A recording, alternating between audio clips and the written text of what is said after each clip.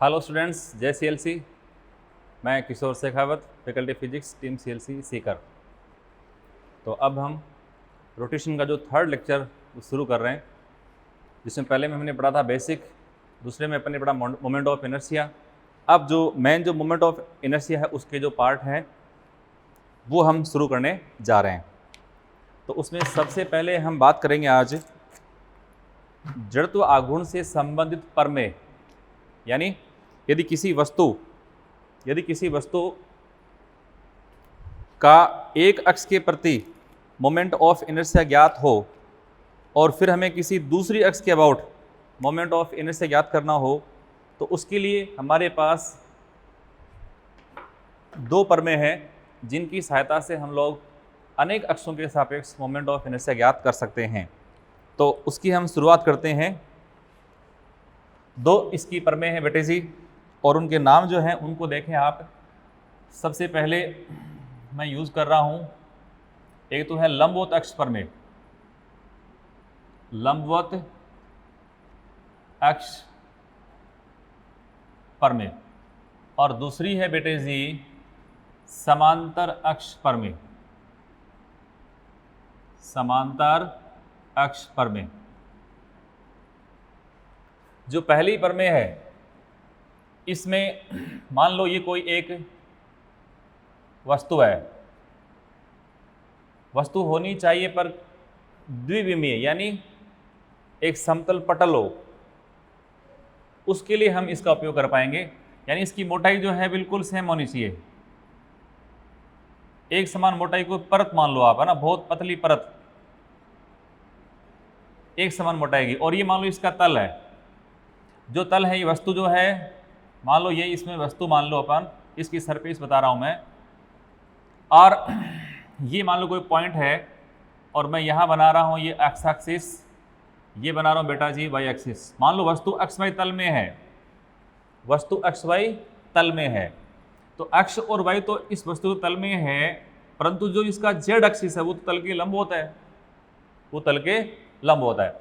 तो ऐसे केस में यदि समतल वस्तु में दो अक्ष अगर उसके तल में हो, तो अगर इस अक्ष के अबाउट इसका मोमेंट ऑफ इनर्शिया मालूम हो जाए और इस अक्ष के अबाउट इसका मोमेंट ऑफ इनर्शिया मालूम हो जाए, उसको मैं आई एक्स कह दूं, तब दो जो तल में स्थित अक्ष हैं यदि उनकी सापेक्ष मोमेंट ऑफ इनर्शिया है उनको अपन जोड़ देते हैं, तो जोड़ने पर तल के लंबवत जो तीसरी इन दोनों की कटान बिंदु से निकलने वाली जो लंबवत अक्ष है उसकी सापेक्ष आपको मोमेंट ऑफ इनर्शिया मालूम हो जाता है, यानी आई जेड आपको मालूम हो जाएगा। क्लियर? तो ये इसके लिए काम आती है। अब जैसे ये जो अक्ष जिसके अबाउट अपन यहाँ मोमेंट ऑफ इनर्शिया निकालने जा रहे हैं, जो जेड एक्सिस मैंने बोला था, ये एक्सिस कहीं पर भी हो सकती है, ये वस्तु के अंदर भी हो सकती है, वस्तु के बाहर भी हो सकती है, परंतु शर्त ये है कि दो अक्ष है वो क्या होनी चाहिए, वस्तु के तल में होनी चाहिए। जैसे अगर मान लो मैं एक अक्ष यहाँ मान लो, जैसे ये अक्ष मैंने यहाँ मान ली, क्लियर, और ये एक एक्सिस दूसरी अक्ष बेटा जी ये मान लो, तीसरी एक्सिस ये मान लो, और इसके अबाउट इस वस्तु का मालूम हो जाए अपने को आई एक्स डेस, इसके अबाउट मान लो इसका आपको मालूम हो जाए आई वाई डेस, और इसके अबाउट आपको आई जेड निकालना हो, तो फिर आप इन दोनों को ऐड करेंगे। पर ध्यान देना आई एक्स डेस क्या है, इस वस्तु का इस अक्ष के अबाउट मोमेंट ऑफ इनर्शिया है, आई बाई जेड क्या है, वो इस अक्ष के अबाउट इस वस्तु का मोमेंट ऑफ इनर्शिया है। यानी कहने का मतलब ये बा कि लंबवत अक्ष प्रमेय में जिस प्रमेय के जिस अक्ष के अबाउट अपन आई निकालते हैं वो वस्तु के भीतर अथवा बाहर हो सकती है। क्लियर? इसका बाद अपन उपयोग देखने वाले हैं। इसी प्रकार से जो सेकंड है उसको देखें आप बेटे, इसमें समांतर अक्ष प्रमेय है। अब समांतर अक्ष प्रमेय है, इसमें शर्त है कि पहली बात तो वस्तु कैसी भी है, वस्तु यहाँ पर 1D है, 2D है, 3D है, सारे प्रकार की वस्तुओं के लिए इसका उपयोग किया जा सकता है। जैसे मान लो ये कोई एक वस्तु है जिसमें से ये वस्तु का सेंटर ऑफ मास है, इसकी शर्त है कि एक अक्ष सेंटर ऑफ मास से पास होनी चाहिए। इसमें कोई शर्त नहीं है सेंटर ऑफ मास से पास हो अथवा कहीं से भी हो, पर इसमें शर्त है कि एक अक्ष कहाँ से पास होनी चाहिए, सेंटर ऑफ मास से। तो जैसे मान लो मैंने एक अक्ष मान ली, इस अक्ष के अबाउट आपने इसका सेंटर ऑफ मास के अबाउट मोमेंट ऑफ इनर्शिया ज्ञात कर लिया। अब मुझे इस अक्ष के समांतर d दूरी पर डी भी कैसी है, इस अक्ष से लंब दूरी है, पर कोई मान लो इसके समांतर एक अक्ष कोई और है, ये एक्सिस है, इसके अबाउट आपको आई निकालना है। तो इसका जो आई होता है वो कितना होता है समांतर अक्ष पर में से बेटा, वो होता है I is equal to I C M plus M into D square. यानी किसी वस्तु में यदि एक अक्ष सेंट्रो मास से गुजर रही हो, दूसरी उसके समांतर हो, तो उस समांतर अक्ष के सापेक्ष जो मोमेंट ऑफ इनर्शिया है या उसके परितः है जो मोमेंट ऑफ इनर्शिया है, उसका मान कितना होता है, वो होता है उस जगह जो भी, मान लो मुझे इसके सापेक्ष निकालना है, तो क्या करें, सबसे पहले आप इसके समांतर चलें, सेंट्रोमास से पहुंच जाएं, और इस सेंट्रोमास वाले अक्ष के अबाउट मोमेंट ऑफ इनर्शिया मालूम हो तो उसका पहले मान लिख दें, और फिर क्या करें, m इंटू डी स्क्वायर, जहाँ पे m बेटा जी क्या है, ये इस वस्तु का कुल द्रव्यमान है, और d क्या है, वह है इन दोनों अक्षों के बीच की लंबवत दूरी है।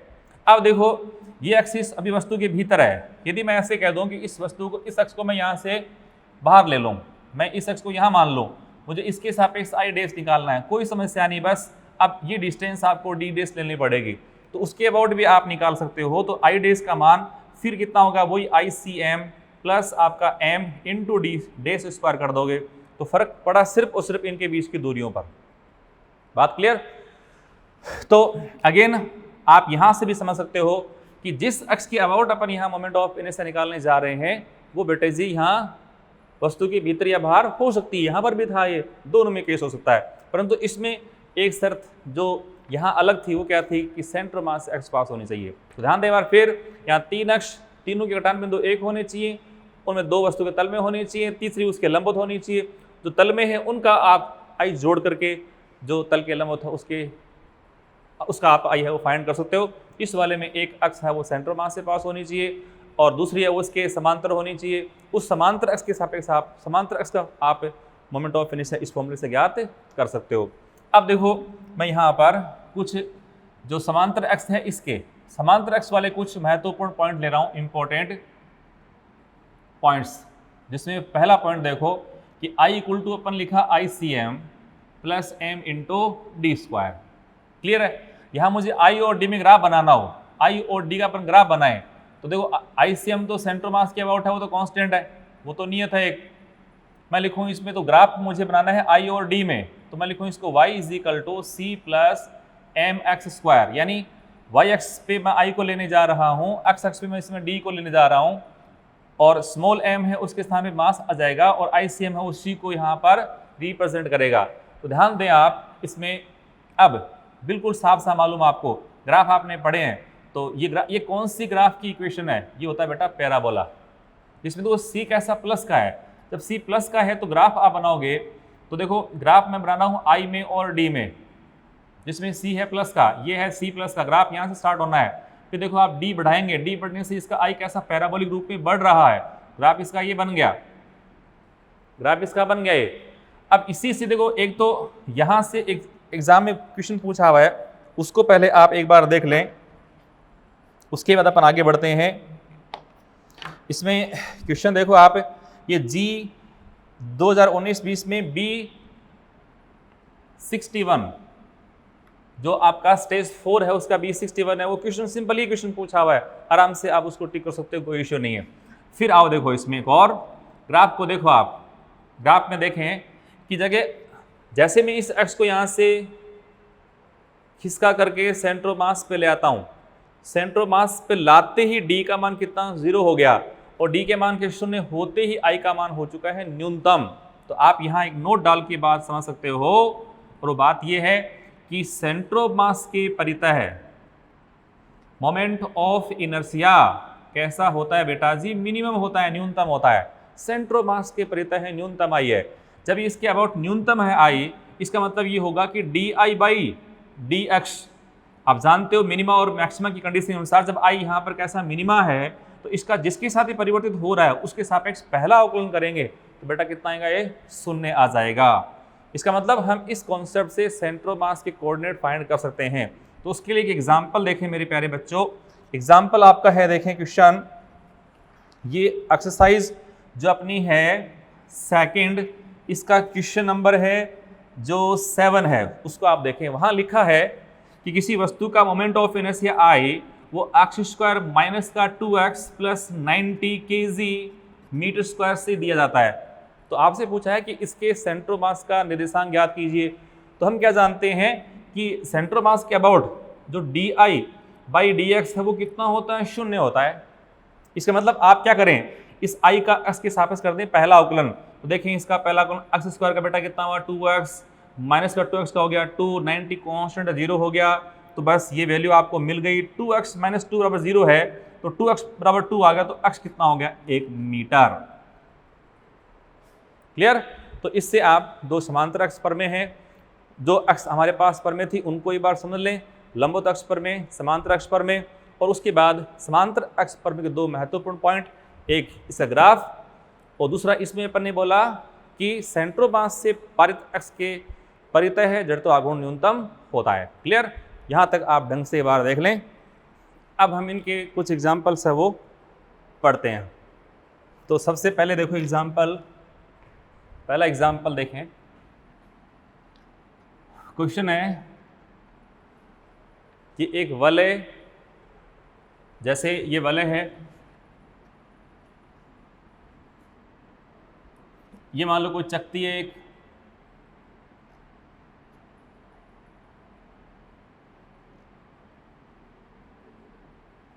चकती, और एक आकृति में और ले रहा हूं ठोस गोला, और चलो एक आकृति और ले लेता हूं, यह है खोखला गोला। फर्स्ट है रिंग यानी वलय, दूसरा जो बेटा जी बी है वो है चकती, सी है ठोस गोला, और डी जो है बेटा जी वो है खोखला गोला, या जिसको अपन कह सकते हैं गोलीय कोष। गोलीय कोष बेटर रहता है। खोखला गोला तो आप उसकी कोई मोटाई ले सकते हो, जिसकी आंतरिक त्रिज्या भी हो, बाह्य त्रिज्या भी हो, उसको अपन बोलते हैं खोखला गोला। गोलीय कोष जिसकी दीवार बहुत पतली हो, बिल्कुल मासूम सी दीवार हो। ये कुछ आकृतियां हैं। इन सारी आकृतियों में जैसे इस रिंग का देखो, ये तल है इसका बेटा, इस तल के लंबवत और इसके सेंटर ऑफ मास से निकलने वाली एक्सिस, ये तल के लंबवत और सेंटर ऑफ मास से निकलने वाली अक्ष। मैं एक पॉइंट है वो लिख दूं, देखो यहां पर पॉइंट है ज्यामितीय अक्ष। ज्यामितीय अक्ष, ज्योमेट्रिकल एक्सिस क्या है, लिख दें इसको आप, किसी वस्तु के तल के लंबवत और द्रव्यमान केंद्र से निकलने वाली अक्ष। ठीक है। तो ये इसकी ज्यामितीय अक्ष बन गई। यहां तो इसको ऐसे रखा है बेटा, देखो यहां ये रखी है, कैसे चकती ऐसे रखी हुई है, तो इसका तल ऊपर है और ये इसका सेंटर ऑफ मास। तो यहां जो अक्ष ये निकल रही है बेटा, ये वाली अक्ष, इस अक्ष को हम क्या बोलेंगे, ये चकती की ज्यामितीय अक्ष है। तल नहीं हो, जैसे समतल नहीं हो, समतल जैसे ये ठोस गोला, इसमें समतल नहीं है, तो ऐसे केस में इसके सेंटर ऑफ मास से निकलने वाली अक्ष, जैसे सेंटर ऑफ मास है, जो अक्ष यहां से निकल रही है, ये अक्ष जो भी, अब इसका ये तो व्यास हो गया ना, एक स्फीयर है, उसके सेंटर से मान लो कोई अक्ष यहाँ निकल रही है या कहीं भी निकल रही है, तो सेंटर ऑफ मास से गुजरेगी वो अक्ष है, उसको अपन इसका व्यास भी मान सकते हैं, या इसको मैं कहता हूँ व्यास से गुजरने वाली, या इसको ज्यामितीय अक्ष भी कह सकते हो। इसी प्रकार से ये मान लो हमारे पास एक ये खोखला गोला है या गोलीय कोष, इसको अपन कहीं ज़्यादा बेटर रहेगा। गोलीय कोष क्या, स्फेरिकल सेल, गोलीय कोष, ये ज़्यादा बेटर रहेगा। तो उसके लिए भी मान लो ये इसकी एक्सिस है, इसके अबाउट आप इसको आई निकालना हो, तो ये हमने कुछ 4 आकृति ले रखी हैं, और इन चारों आकृतियों के मान लो द्रव्यमान कितना, कैपिटल M है, R इसकी रेडियस है, सब के लिए बराबर है। तो इनकी ज्यामितीय अक्ष के सापेक्ष जो मोमेंट ऑफ इनर्शिया होता है, उनके फॉर्मूले आप अभी कुछ देर के लिए एक बार याद कर ले, मैं बता रहा हूँ, उसके बाद इन सब को अपन डिराइव करेंगे, आपको हम सिखाएंगे। तो मैं ले रहा हूँ, जैसे इसका इस अक्ष के अबाउट जो मोमेंट ऑफ इनर्शिया होता है, किसका, वलय का, वो होता है बेटा जी mr², और चकती वाले का इस अक्ष के अबाउट जो आई होता है वो है mr²/2। ठोस गोला जो है इसका अपनी इस अक्ष के अबाउट जो आई होता है वो है बेटा जी 2/5 mr²। इसी तरह से जो गोलीय कोष है, इसका इस अक्ष के अबाउट जो मोमेंट ऑफ इनर्शिया है वो है 2/3 mr²।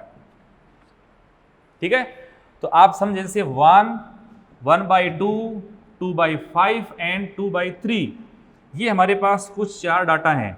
आप इनको ठीक से पहले याद कर लें, फिर हम इसको पूरा वेरीफाई करेंगे।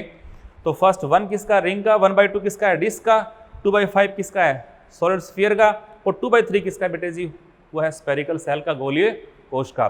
पर किसके सापेक्ष है, ज्यामितीय अक्ष के सापेक्ष है। क्लियर।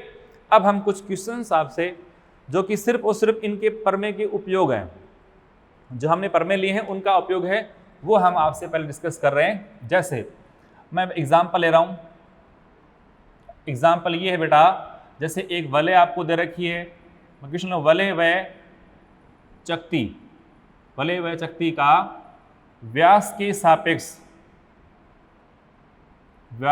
सापेक्ष मोमेंट ऑफ इनर्शिया ज्ञात कीजिए, ये प्रश्न आ गया। अब प्रश्न को हम करें सॉल्व। तो देखो ये है एक वलय, ठीक है बेटा, ये वलय है एक, और अब इसका व्यास कहाँ है, व्यास तो बेटा जी ये देखो, ये व्यास है, ये भी तो व्यास ही है। अब देखना कि इस अक्ष के इस तरफ और इस तरफ का जो मास है उसका डिस्ट्रीब्यूशन, इस अक्ष के इस तरफ और इस तरफ का जो मास का डिस्ट्रीब्यूशन है वो तो समान ही है।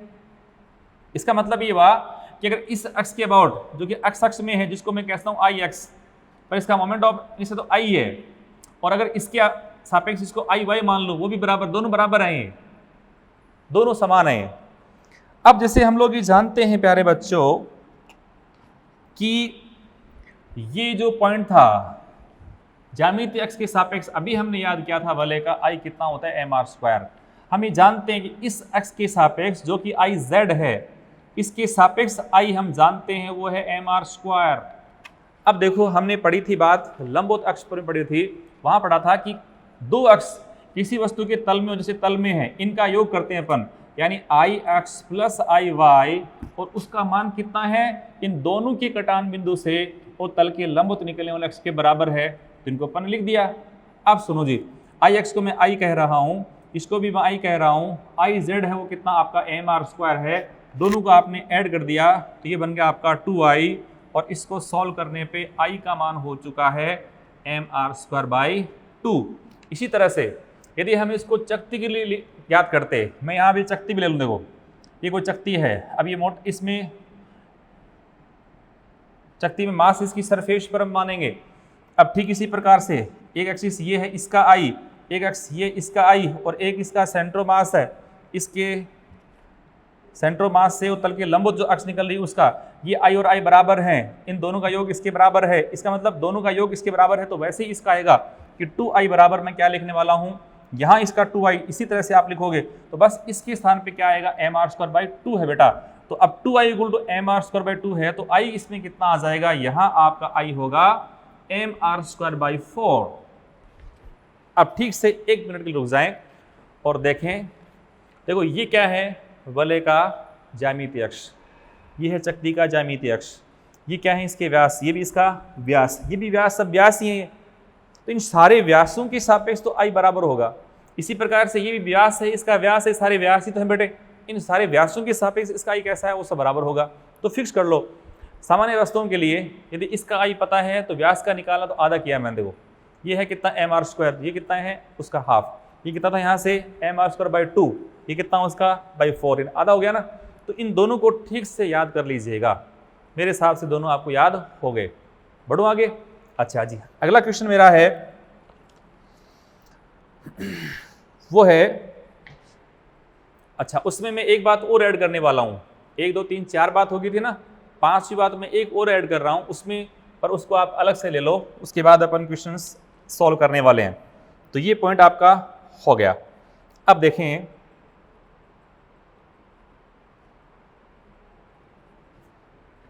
अब हम क्वेश्चंस हैं वो उनकी शुरुआत कर रहे हैं। तो बढ़े भाई, आगे बढ़े भाई, और बढ़ते जाएं आप। तो एक क्वेश्चन ये बेटा कि हमारे पास एक समान पतली छड़ है, और छड़ का द्रव्यमान m है, लंबाई l है। ये मान लो कोई छड़ है एक,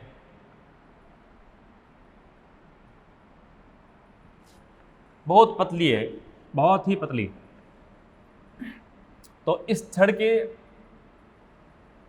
ये इसका सेंटर मास और इसके लंबाई के लंबवत अक्ष, ये लंबाई पूरी l है, ये l/2 है। पूरा अभी अपन बाद में डिस्कस करेंगे पूरा कैसे कहां से आया, अभी सिर्फ अपन इसका उपयोग लेने के लिए मैं काम में ले रहा हूं। तो इसका इस अक्ष के अबाउट, जो इसका सेंटर मास के अबाउट, ये जो है ना अक्ष, इसके अबाउट इसका मोमेंट ऑफ इनर्शिया कितना है, ml²/12 है। तो देखें ये 1/12, 1/2, 2/5, 2/3 और 1/12 है। ये 5 डाटा आप याद कर लें। ये 4 ज्यामितीय अक्ष के सापेक्ष है। इसको अपन क्या बोलेंगे, ये है किसी एक समान छड़ के द्रव्यमान केंद्र से गुजरने वाली और लंबाई के लंबवत अक्ष के सापेक्ष मोमेंट ऑफ इनर्शिया है। क्लियर, यहाँ तक कोई दिक्कत आपकी आने नहीं चाहिए भाई। बिल्कुल, ये 5 डाटा अपन याद किया है, फिर हमने कुछ यहाँ से इसका उपयोग किया है, लंबवत अक्ष प्रमेय का उपयोग किया है। बढ़ सकता हूँ आगे। अब इसका ज़्यादातर उपयोग है वो समांतर अक्ष प्रमेय में। तो समांतर अक्ष प्रमेय एक तो फिक्स कर लो आप कि सेंट्रोमास से गुजरने वाली अक्ष के सापेक्ष निकालना हो तो हमारे पास सिर्फ और सिर्फ चारा कौन सा है, सिर्फ और सिर्फ है लंबवत अक्ष प्रमेय। या फिर आप सिंपल, आप जो सूत्र होता है dmr², उसका समाकलन करके आप निकाल सकते हो। यदि कोई अक्ष समांतर अक्ष, यदि कोई अक्ष सेंट्रोमास के अलावा किसी बिंदु से गुजरती हो तो हमेशा हमें समांतर अक्ष प्रमेय का उपयोग करना है। चाहे कैसा भी प्रश्न आ जाए, मोमेंट ऑफ इनर्शिया आपको निकालना है तो आपका काम रहेगा अक्ष कहाँ से गुजरी उसको देखें, सेंट्रोमास से निकल रही हो, लंबवत अक्ष प्रमेय, या सामान्य आपके तरीके सेंट्रोमास के अलावा कहीं निकालना हो तो सिर्फ और सिर्फ समांतर अक्ष प्रमेय, जहाँ फॉर्मूला है I=ICM+md²। क्लियर, तो ये हम बात करेंगे, इसके क्वेश्चन से भी करेंगे। तो कुछ एग्जाम्पल्स बहुत अच्छे देखें। अब खुद को तय करना है कि कौन सी अक्ष का, कौन सी प्रमेय का उपयोग करना है, आंसर कैसे निकालना है। मैंने बता दिया आपको, सेंट्रोमास से पास हो लंबवत अक्ष प्रमेय, सेंट्रोमास के अलावा तो कौन सी समांतर अक्ष प्रमेय। क्वेश्चंस देखें। पहला क्वेश्चन है, ये कोई चकती है एक, चकती, बेटा नाम ध्यान इंपोर्ट रखना, चकती। इसका द्रव्यमान m, रेडियस इसकी r है, ये इसका सेंट्रोमास। अब यहाँ पॉइंट A लिखा है, यहाँ पॉइंट लिखा है बेटा जी B, यहाँ पॉइंट लिखा है C और यहाँ पॉइंट लिखा है D, और ये इसकी एक्सिस हैं। ये सेंट्रोमास से निकलने वाले एक्सिस, ये इसके एक्सिस, ये एक्सिस, ये एक्सिस, 4 अक्ष है। प्रश्न आपका ये पूछा गया है AIPMT 2012 में, और स्टेज 4 का एक पार्ट का 12वां क्वेश्चन है। क्वेश्चन पूछा है कौन सी अक्ष के सापेक्ष मोमेंट ऑफ इनर्शिया सबसे ज्यादा है। अभी अपन पीछे पड़ के आए हैं कि समांतर अक्ष पर मैंने आपसे कहा था कि I था आपका ICM+m×d², जिसमें d क्या था, ये था सेंट्रोमास से उस अक्ष की दूरी थी। तो अगर मैं इसके सापेक्ष निकाला हूं तो क्या ICM+, बोलो देखो, अगर इसकी, अब यह चकती है तो इस अक्ष के अबाउट अपन जानते हैं, इसके सापेक्ष अपन जानते हैं I, और इसका I है कितना, mr²/2 है। अब इसमें देखो ये mr²+2 है, मुझे I भी निकालना है। तो देखो वैसे IAB का मान है कितना, मालूम होना चाहिए आपको, वो है देखो IA+m×d², और d के स्थान पे दूरी कौन सी है अपन लेंगे। IC का मान निकालना हो तो IAB नहीं बेटा, ये कौन सा B के सापेक्ष हो गया, और IC मुझे निकालना हो तो वो है आपका I+m×d²। पर ये D इंपॉर्टेंट है, D इसमें A और C के बीच में, ये तो आपकी थी D कौन सी, AB, ये D है आपका A और C के बीच में। यदि मैं ज्ञात करता हूँ D के सापेक्ष तो ये है IA+m×d, D किसके बीच में, A और D के बीच में का स्क्वायर। इसका मतलब जो दूरी सबसे अधिक है उसका I कैसा सबसे ज्यादा है, तो आंसर कौन सा है, D के सापेक्ष। क्लियर है, नीट में पूछा हुआ क्वेश्चन है। बढ़े आगे, नेक्स्ट क्वेश्चन देखो। अगला क्वेश्चन और ही ज़्यादा इम्पोर्टेंट है, और उसमें यह आपको दे रखी है एक चकती XY तल में। क्वेश्चन देखो कौन सा है, वो आप पढ़ लेना अपने मॉड्यूल से। क्वेश्चन जो बेटे जी है वो है स्टेज 1 का क्वेश्चन नंबर 11। बहुत ही प्यारा प्रश्न है। इसमें लिखा है कि एक चकती एक चकती XY तल में है, XY तल में है, मैंने चकती बना दी और ये मान लो इसका सेंटर ऑफ मास, ये एक्स एक्सिस और ये मैंने मान ली बेटा जी वाई एक्सिस। तो एक्स एक्सिस में आप कह सकते हो ये एक्स एक्स हो गया, ये आपका वाई एक्सिस, इसमें यहाँ तो कोई समस्या नहीं है। अब ये कह रहा है कि दो एक्सिस हैं, एक तो है x बराबर 2r से निकलने वाली और y का मान उसका 0 होना चाहिए। इस x के सापेक्ष जो मोमेंट ऑफ इनर्शिया है वो दूसरी x एक और दे रखी है, वो कहाँ से पास होनी चाहिए, y बराबर d से, और उसका z कितना होना चाहिए, 0। लैंग्वेज पूरी आप मॉड्यूल में देख लो फटाफट। तो क्वेश्चन कर रहा है कि इसके सेंटर है और लिखा है कि इसका सेंटर वो मूल बिंदु पर है, ऐसा भी पूरा लिखा हुआ है। फिर कह रहा है कि एक ऐसी एक्स जिसका x 2r है, y कितना 0 है, कि सापेक्ष जड़त्व आघूर्ण, और दूसरी एक्सिस जो y इक्वल टू d पर है, z उसका कितना 0 है, उसके सापेक्ष i है उसके मान के बराबर है। बराबर होने पर आपको इस d का मान ज्ञात करना है। बहुत ही सुंदर क्वेश्चन है। अब पहले इस x को देखो, इसमें x कितना 2r होना चाहिए। तो देखो आप x इक्वल टू ये r है तो 2r, मतलब मैं इसको थोड़ा सा आगे बढ़ा दूं तो ये 2r वाला पॉइंट आ गया। अब 2r में बस इंपॉर्टेंट कि y 0 होना चाहिए।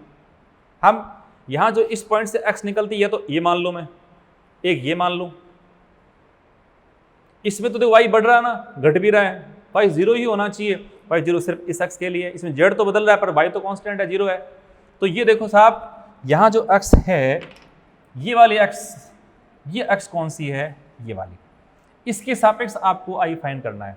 दूसरा देखो, उसका y तो है d, यानी y d है उसका, तो y तो इस पे है ना, मान लो यहाँ मान लिया मैंने y तो d है। अब d ये तो पक्का है कि यहाँ से यहाँ की दूरी d मैंने मान ली, और यहाँ से यहाँ दे रखी थी आपको दूरी कितनी 2r, ये मालूम हो चुकी है, पर z उसका 0 होना चाहिए। ये इस पॉइंट से निकलने वाली दो एक्सिस हैं, ये तो ये वाली फिर या ये वाली, परंतु उसमें z का मान हमेशा 0 होना चाहिए। अगर ये लेता हूँ z बदल रहा है, और ये लेता हूँ अगर, तो देखो एक्सिस यदि आप यहाँ से बनाते हो तो ये एक्सिस है, इसमें x बदल रहा है, y कितना फिक्स d है, y बदल रहा नहीं है, और z इसका कितना 0 हो चुका। तो ये एक्सिस है बेटा, और इन दोनों के सापेक्ष मोमेंट ऑफ इनर्शिया कैसे हैं, बराबर है।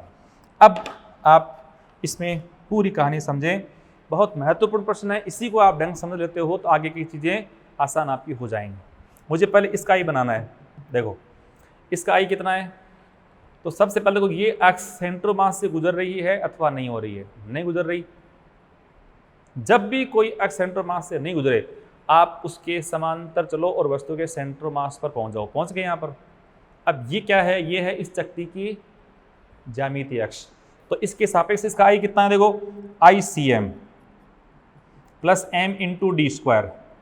यहाँ पर भी देखो इसके सापेक्ष निकालने वाला हूँ, तो ये सेंटर मास से पास नहीं हो रही है, तो आप चलें इसके सेंटर मास से यहाँ पर वापिस क्या लिखूंगा, इसका ICM और प्लस इसका m इंटू डी स्क्वायर। ये समांतर अक्ष मैंने तो अभी समांतर अक्ष पर में लिखी है, अब इसमें मान क्या है वो हमें अभी देख करके लिखने हैं, बस यहाँ इसमें ढंग से काम कर लो। तो आओ, ये एक्सिस थी, आप इसके समांतर पहुंच गए, ये क्या है, इसका ज्यामितीय अक्ष। चकती की ज्यामितीय अक्ष के सापेक्ष ये i कितना था, अभी हमने पढ़ा था, वो था mr² plus m into D. D क्या है, इन दोनों के बीच की लंबो दूरी कितनी 2r है, तो आपने यहाँ लिख दिया 2r का स्क्वायर। बस ये काम खत्म। अब आ जाओ इस वाले पार्ट के लिए। सबसे पहले अक्ष पे आ जाओ अपनी पर, ये एक्सिस है, आप इसी एक्सिस के समांतर चलो, ये लो यहाँ आ गए। अब ये क्या है, ये चकती का व्यास है। मैंने कहा था ये तो इसका ज्यामितीय अक्ष है, इसका व्यास ज्यामितीय अक्ष का था 1/2, ये इसका आधा 1/4, अभी अपन याद कर रहे थे। तो हम इसका मान तो क्या लिखेंगे, mr²/4 प्लस ये m इंटू ये डिस्टेंस तो आपको d दे रखी है और इसी का मान आपसे पूछा गया है, ये d स्क्वायर। अब इसको सॉल्व करके आप इसका d है वो ज्ञात कर सकते हो आराम से। सारों को इधर ले आओ, तो सारों में mr² तो कॉमन ही आने, तो देखा यहाँ पर m, वैसे तो मैं इसमें सारों में से m को उड़ा दो, चलो तो m तो वह कैंसिल। उसके बाद जो आप इसमें देखो तो d स्क्वायर, इसका मान मुझे निकालना है, ये है 1/2, देखो 1/2 प्लस यहाँ है 2 का स्क्वायर 4, और उसको इधर ले आऊँ तो 1/4 और सभी में है r का स्क्वायर, समझे। अब इसको आपको सॉल्व करना है, इसका L से मान लेता हूँ 4, तो ये 2 का ये 2 प्लस कितना बेटा जी 1 ये हो गया आपका 16, माइनस करना हो तो 1, तो ये लो हो इसमें ये r का स्क्वायर 16 17 18 में से 1 घटाओ 17, 17/4 ये r का स्क्वायर, तो d कितना हो गया √17/2, 4 का रूट कितना 2 हो गया इंटू r, ये इसका आंसर आपको मिल जाएगा। बहुत ही शानदार क्वेश्चन है, इससे पूरी समांतर एक्स फॉर्मूले का उपयोग आप ढंग से सीख सकते हो, ठीक है। तो बहुत प्यारा क्वेश्चन था। अब इसके बाद देखें हम आगे प्रश्न में आते हैं, और अगला प्रश्न हमारा है वो है बच्चों, एक क्वेश्चन मैं और ले रहा हूं आपके लिए, और क्वेश्चन है लंबाई L व घनत्व रो के तार से एक लूप बनाया जाता है। लूप बनाया जाता है, लूप का मतलब एक फेरा, और कुंडली का मतलब n फेरे, एक से ज्यादा फेरे। जैसे आपने तार लिया और फिर आपको एक अक्ष के अबाउट इसका आई फाइंड करना है, तो क्वेश्चन समझ लो। और एक क्वेश्चन कौन सा है उसमें भी आप अपना काम शुरू कर सकते हो, वो है स्टेज सेकंड का क्वेश्चन नंबर 8। तो क्वेश्चन में आप देख लें, ये तार है कोई, ये तार था कोई, इसकी लंबाई कितनी थी L और इसकी डेंसिटी कितनी है रो। अब जो रो दे रखी हो, मैंने पहले भी कहा था, आपको सिखाया था कि अब लंबाई पे वितरण है, तो ये रो वैसे काम कौन सा लेमडा का काम करेगा, ये तो इसको लेमडा की भांति ट्रीट करना है। इसको हमने लेकर के एक वलय बना दी, और इस वलय का आपसे पूछा इस एक्सिस के अबाउट मोमेंट ऑफ इनर्शिया, इस अक्ष के अबाउट, ये लिखा एक्स अक्स डेस। अब ये तो कहाँ है, क्या ये एक्सिस सेंटर मास से पास हो रही है, क्या नहीं हो रही है। एक बार के लिए आप ऐसे मान लो कि अगर इस वलय का द्रव्यमान कितना कैपिटल M है और इसकी रेडियस को मैं R मान लेता हूं, तब इस अक्ष के अबाउट इसका I कितना है, तो आपको इसके सापेक्ष निकालना है। क्या ये एक्स सेंटर मास से पास हो रही है, क्या नहीं हो रही। क्या करेंगे आप, सेंटर मास से पहुंच जाएंगे, यहाँ गए। अब ये जो है वो क्या है, वलय का व्यास।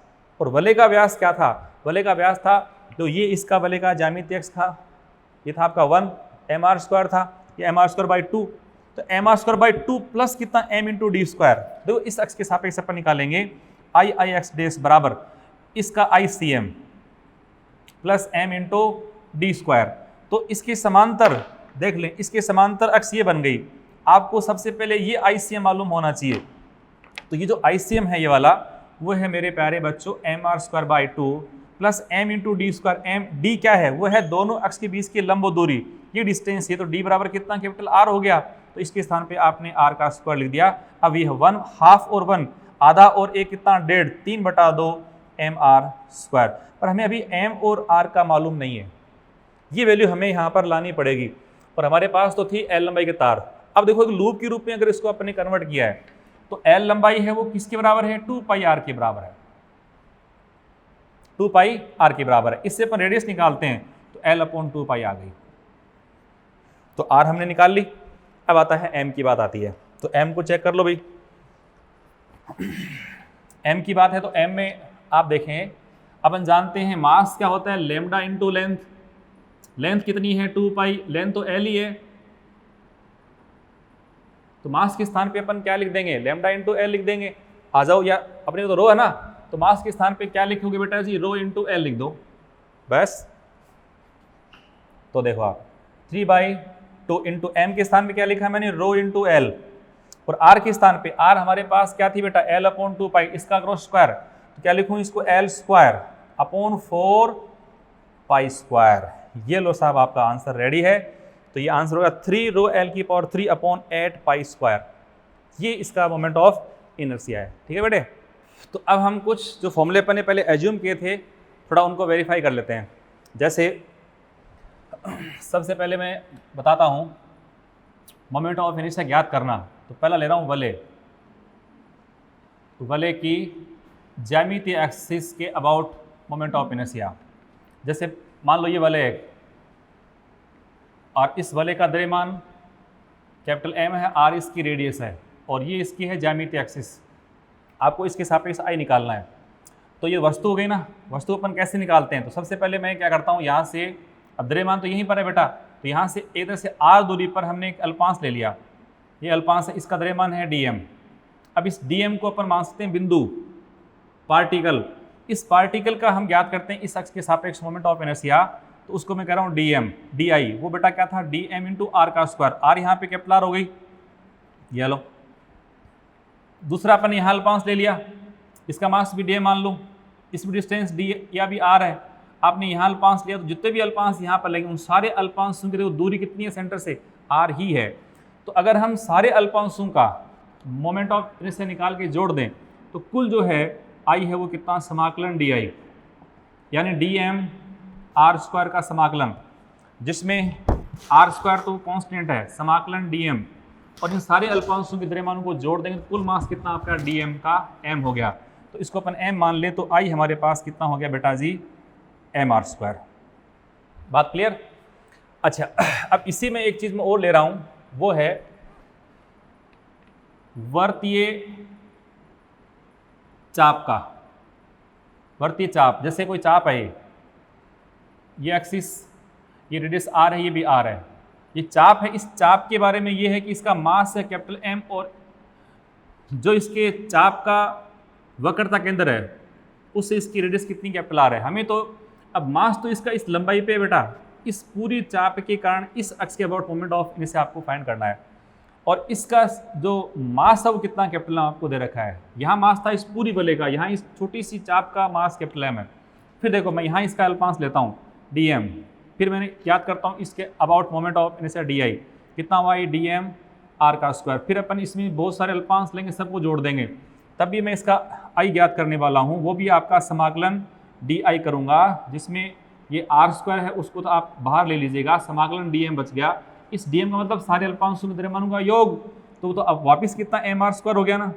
अब सोचो देखो कि जो शुद्ध रूप में अपन देखें तो इस अक्ष के अबाउट वलय का भी आई कितना था, एम आर स्क्वायर, और चाप का भी कितना है, एम आर स्क्वायर, परंतु फर्क है बस मास कौन सा है, वो मास जो भी आपको दे रखा है उसका कुल द्रव्यमान है। जैसे अगर मेरा क्वेश्चन ये होता, यदि मैं क्वेश्चन ऐसे लेता कि मेरे पास ये वलय है, ठीक है, और ये एक एक्सिस है, इसका द्रव्यमान है कैपिटल एम, आर इसकी रेडियस है, मैं पूछूं कि इसके अबाउट आई कितना है, तो आप बोलेंगे एम आर स्क्वायर।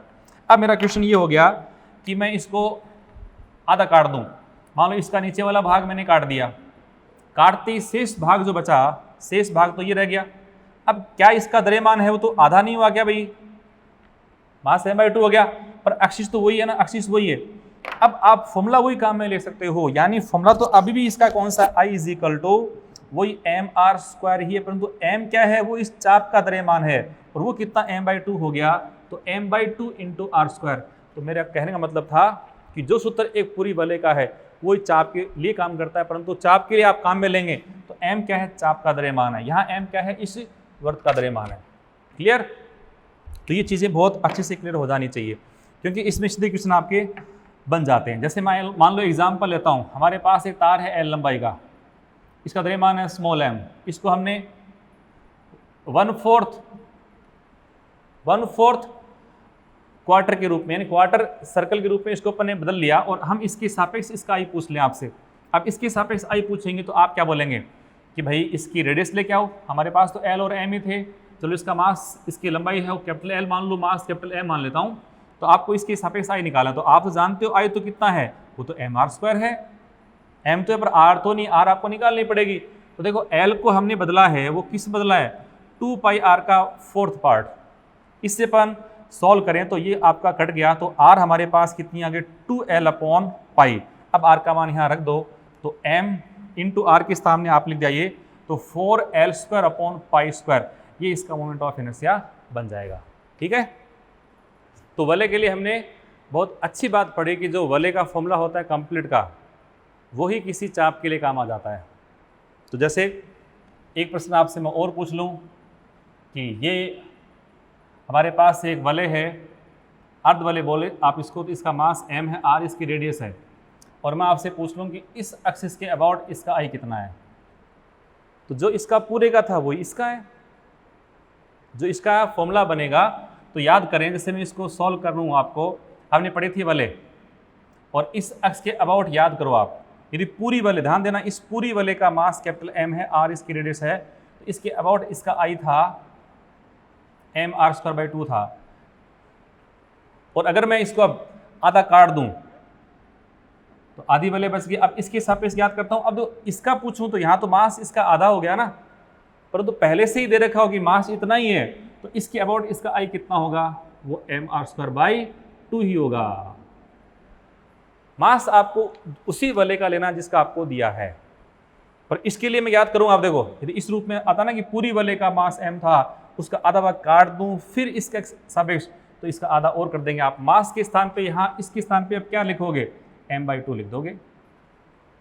यही कंडीशन आपको अब किसी चकती के लिए लागू करनी है। जैसे यदि मैं आपसे पूछूं, ये चकती है कोई,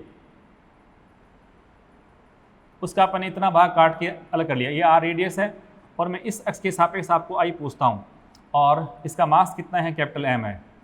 तो अपन जानते हैं कि पूरी चकती का इस अक्ष के सापेक्ष I क्या था, mr²/2 था, तो इसके लिए भी वही फॉर्मूला है, तो इसका भी I कितना होगा, mr²/2 ही लेना है। तो चकती मान लो पूरी हो, आधा कर दो उसको, ठीक है ना। जैसे मान लो ये चकती आपको दे दिया ऐसे, और आपको इस अक्ष के अबाउट I पूछ लिया, बोला इस चकती का मास m है और r इसकी रेडियस है, कोई इश्यू नहीं है। अब ये क्या बन गया, इसका व्यास बन गया ना, पूरी का व्यास। तो पूरी का व्यास के सापेक्ष I क्या था, वो था mr²/4, तो वो इसमें काम आ जाएगा। बहुत अच्छे से इसको आप काम में ले सकते हो। और देखें, इसमें क्वेश्चन आपका एक है स्टेज 3 का क्वेश्चन 37, वो ऐसा ही क्वेश्चन है स्टेज 3 का क्वेश्चन 27। ये सेम टू सेम क्वेश्चन है जिसको आप आराम से कर सकते हो। तो अब हम पढ़ते हैं बेटे, जिसको अपन काम ले रहे हैं फॉर्मूले को, वह चकती का ज्यामितीय अक्ष के सापेक्ष मोमेंट ऑफ इनर्शिया। जैसे ये कोई चकती है एक, और ये इसकी ज्यामितीय अक्ष, इसके सापेक्ष आपको मोमेंट ऑफ इनर्शिया निकालना है। इससे पहले अपन ने पढ़ा वलय का अपन ने फॉर्मूला ड्राइव कर लिया, वो था mr²। तो ध्यान दो, अब उसको तो काम में ले सकते हैं ना।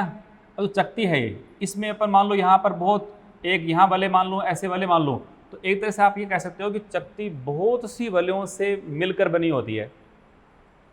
यानी इसमें बहुत सी चकती तो एक ही, पर इसमें बहुत से वलय अपन काटते हैं तो बहुत से वलय बन जाएंगे ना, तो इसको अपन वलयों से मिलकर बना मान सकते हैं। जिसमें यदि मैं इसके सेंटर से r दूरी पर एक dr मोटाई, जो इसकी मोटाई है बेटा, इसको मैं ले रहा हूँ dr मोटाई, इसका द्रव्यमान है dm, और इस तरह से मैं एक वलय मान लूँ, ये वलय मान लिया मैंने,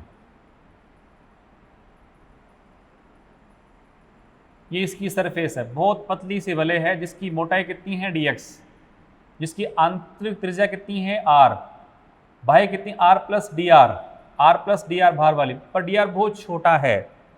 अगर इसको मैं यहाँ से बेटे जी काट दूँ, काट करके इसको संतरा या जो मौसमी है उसके छिलके की तरह से ऊपर से छील के बाहर निकाल लूँ, तो हमारे पास इस प्रकार से एक आयताकार पट्टी बन जाएगी जिसकी मोटाई कितनी है dr, और ये ऊपर इसकी सरफेस बन गई।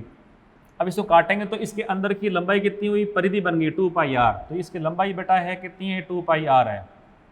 अब इसका जो ऊपर की सरफेस का जो एरिया है, जो टॉप सरफेस का एरिया है, वो उसको मैं dA मान रहा हूँ, वो है लंबाई इंटू चौड़ाई, वो है 2πr इंटू dr, ये इसका एरिया आ गया।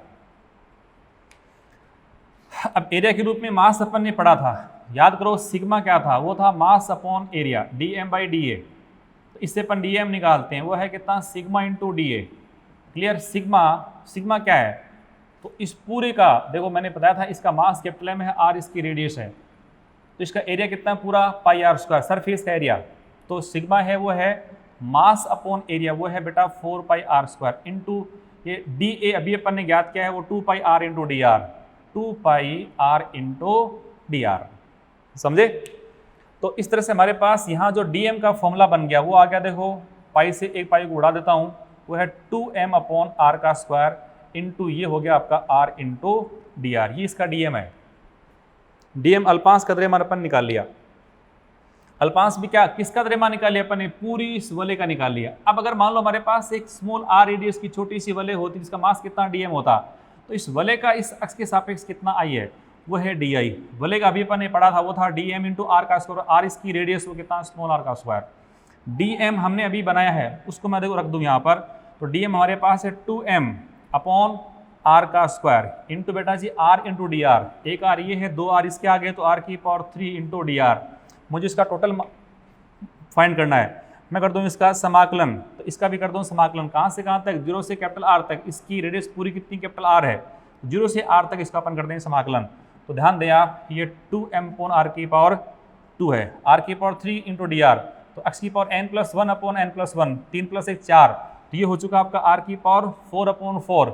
लिमिट पुट करने के बाद ये हो गया आर की पावर 4 अपॉन 4, इसकी दो पावर हो गई कैंसिल, और यहाँ इसको उड़ा दूँ 2 से, तो हमारा फॉर्मूला कितना आ गया mr²/2, और इसको अपन लगातार काम में लेते जा रहे हैं। तो इसको याद कर लें फिर ढंग से कि ज्यामिति x के सापेक्ष इसका कितना mr²/2 होता है। पर अपने एग्जाम के पॉइंट ऑफ व्यू से बहुत ज़्यादा इंपॉर्टेंट है इसका ये कैसे हमने फाइंड किया है, क्योंकि जी मेन में जो क्वेश्चन इस साल आए हैं 4 या 5 क्वेश्चन इससे पूछे जा रहे हैं, जिसमें देखो यहाँ जो एक क्वेश्चन दे रखा है मास m है, उसका r रेडियस है, उसका दे रखा सिग्मा kr², और आपसे पूछा है इसका ज्यामिति x के सापेक्ष मोमेंट ऑफ इनर्शिया ज्ञात कीजिए। तो क्या करें, आपको जब इसमें फाइंड करना है तो सिग्मा आपको दे रखा है, तो जैसे अभी मैं उसी तरह से उसी फॉर्मूले, ये पूरी प्रोसेस वही है, तो मैं अगर इसका आई निकालता हूँ, फर्स्ट क्या करता हूँ सॉल्यूशन में, यहाँ देखो, और ये क्वेश्चन नंबर भी आपको मैं बता सकता हूँ क्वेश्चन कौन सा है, उसको भी आप देख लें एक बार। ये क्वेश्चन आपका के है B71, बी का 71, स्टेज 4 जो है उसका 71 वाला क्वेश्चन, और इसको भी आप देख सकते हैं, ये आपका है बी का 79 वाला क्वेश्चन। प्रोसेस बिल्कुल साधारण सी है। क्या करें, सबसे पहले इसमें m निकाल लो आप, तो m तो क्या था बेटा, समाकलन dm।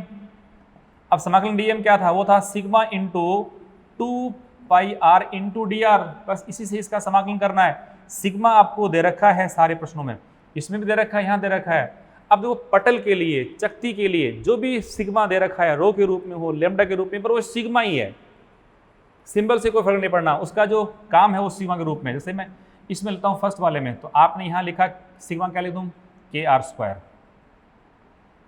m दे रखा है तो m की गणना करनी पड़ेगी, यहाँ दे रखा ओनली रेडियस, तो आपको m की गणना की आवश्यकता नहीं है।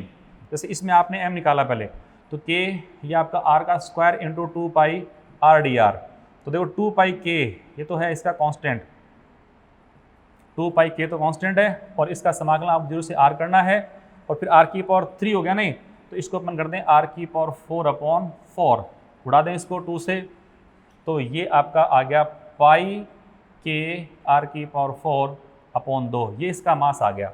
मुझे इसका निकालना मोमेंट ऑफ इनर्शिया, तो मोमेंट ऑफ इनर्शिया निकालने का भी पूरा तरीका आपका वही है, स्टार्टिंग से आपको लेना पड़ेगा जैसे कि जैसे है। तो देखो आई हमारा था समाकलन dm, शक्ति है ना, तो वलय का आपने ज्ञात करे, वलय का फॉर्मूला बना करके इसका हमने क्या था सोल्व, dm इंटू आर का स्क्वायर। तो dm हमारे पास क्या था, dm इंटू आर का स्क्वायर, ये फॉर्मूला है। dm के स्थान पे क्या लिखा हमने, देखो ये sigma into D A into R का स्क्वायर।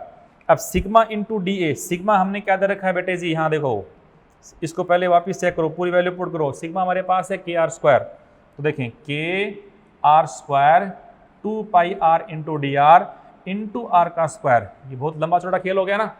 तो देखें इसमें फिर 2πk, ये 2πk आपने कॉमन ले लिया, फिर r की पावर 2, और ये 1 3 4 और 5, r की पावर 5 हो गई, तो ये एक तरह से r की पावर 6/2 आ गया। देखो 6/6, 2πk r की पावर 6/6 प्रोसेस। अब जो मैथमेटिक्स है, यहाँ आपको समाकलन आपको करने ही पड़ेंगे, अगर आपको जी मेन वाले क्वेश्चंस को फाइट करना है तो करने पड़ेंगे।